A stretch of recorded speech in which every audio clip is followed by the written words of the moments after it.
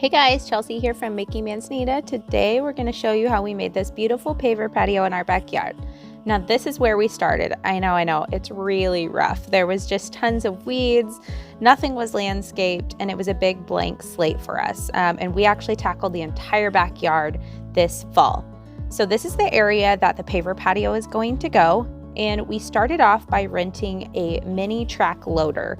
And we actually used this to level out our entire yard, but even if we were just doing the paver patio, I think we still would have rented this because it made the leveling out and the moving of the dirt really easy. We rented this at a local tool company, a tool rental company, so you could check your local providers to see what's available for you, but definitely recommend this. You want to dig down the dirt to your desired depth. Be sure to account for a gravel layer, base sand layer, and your paver height to figure out your final paver height. You want to level out the entire area. It may take some time and it is a lot of hard work, but this part is crucial. You want to have a really good foundation for your paver patio. Next, you can start by laying out landscape fabric. You definitely want to put a layer of landscape fabric under any patio that you're creating in your backyard. Next, we brought in our gravel and we used 3/4 minus gravel for all of the gravel that we used on the paver patio. We actually did this a little out of order, and this is because the gravel was sitting in our driveway and we wanted to get it out of the way. So if we were doing this again, we probably would have left that gravel layer. We would have brought it in a little later until we had done the edging, but that's why it's a little out of order. So next we moved on to the retaining wall. We wanted to do a raised patio. So we did this retaining wall. We dug out a trench along the outside and we put in the gravel. Again, we used that 3/4 minus gravel and we tampered it down, and then we used the retaining wall bricks. This is really important to make sure that you're getting super level. You can see here that we added in gravel in the hollow areas of the retaining wall, and then also gravel along the edge of the pavers before we kind of backfilled it with dirt. One other thing you want to pay close attention to as you're starting to do this edging is that you make sure you have the proper slope for drainage on your finished patio. We were sloping all of ours away from our house, so that's what we did for ours. So after you get your retaining wall kind of built in there, you can level out all of that gravel that you brought in, or again, if you were doing this in the right order, this would be the time where you would bring in that gravel and level it out. Then once you have the gravel spread evenly to the retaining wall, you'll want to get a plate compactor. And again, we rented this from that same tool company. It is best to compact in a circular fashion, as you see Logan doing here, and you should compact in 4-inch increments if you plan on having a gravel bed of more than 6 inches. You will lose the ability to compact the lower layers if you go over 6 inches with that machine there. So after you have your gravel bed compacted, it's time to bring in your sand layer. Same as we did with the gravel, we want to get that nice and spread out evenly.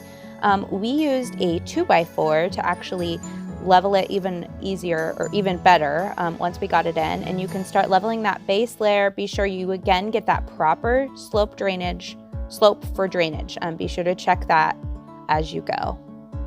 For the exact levels of gravel and sand that we used, we did 4.5 inches of gravel base and then 1 inch of sand. We decided to add a fire pit into our paver patio. This part is totally optional, and we used a fire kit that was also available through Keystone Hardscapes, and it worked perfect. We have a separate video that kind of walks you through that whole process if you want to check that out.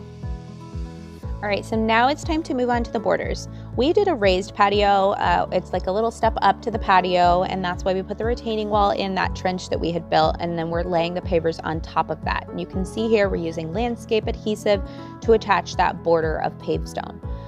If you were not raising your patio and you wanted it to be level with the other ground, you would kind of skip this step and you would use edging along the edge, paver edging. It's like a plastic edge that you would use instead of doing this. And if you have curves like we do here, you may need to cut out some angled pieces to fill in those gaps. We opted to put down the pavers in whole, and then we're filling those spaces in between each paver.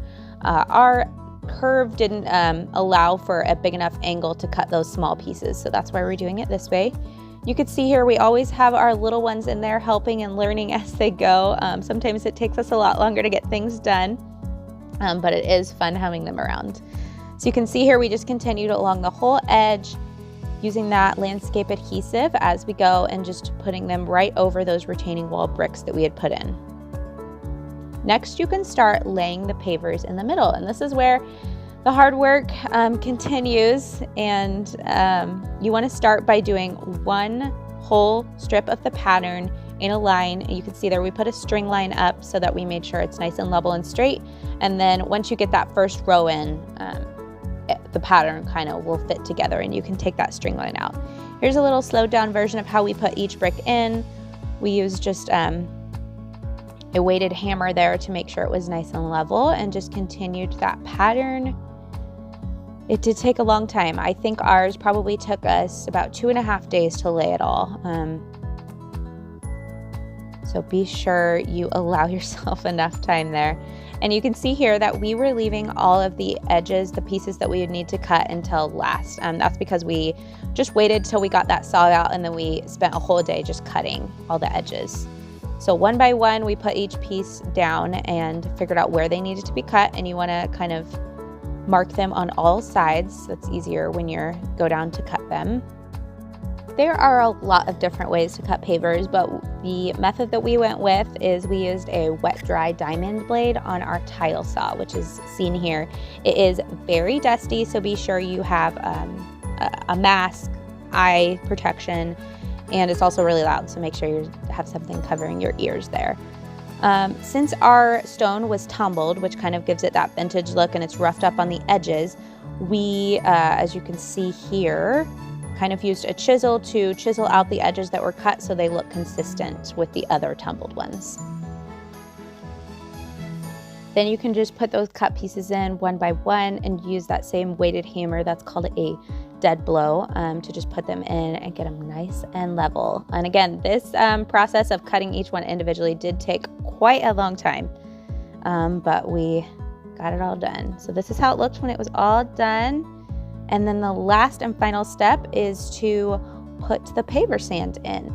So again, you just pour that paver sand all over the paver patio, and then you can just use a push broom to push it in. Try to push the sand in by at various angles, and so you're getting it in all of the cracks and crevices. Once you completely fill all the cracks up, you can remove any excess, and then you can just lightly water off the patio. Once it dries, you can repeat the step a couple of times to really pack in that sand. One additional step that is optional but recommended is that you seal your patio afterwards. That'll be sure the bricks stay true longer. So this is again our before, and here is the after. You can see here we also finished the rest of the backyard there with our playground. But there's the paver patio. Doesn't it look so cozy with the fire going and those lights? Again, here's another angle of the before. Ugh, it was so bad, guys. And here it is after. I love that the paver patio has a perfect view of our playground there in the grass area, so we can hang out and watch the kids play.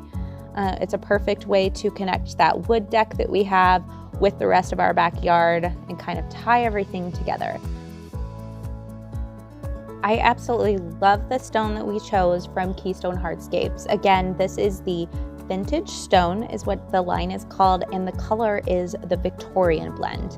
And that fire pit is in it's a separate, purchased separately. It's in a kit though. So everything all came together, and that is also the Victorian blend so that the color is consistent. And throughout the whole paver patio, we used the 6x9 size to make that herringbone pattern, which I love. I love the variation of colors. It's got some gray, dark gray, lighter gray, and then some tan and almost like a gold. I love that it is kind of tumbled too, so it's rough around the edges and it looks like it's been there forever.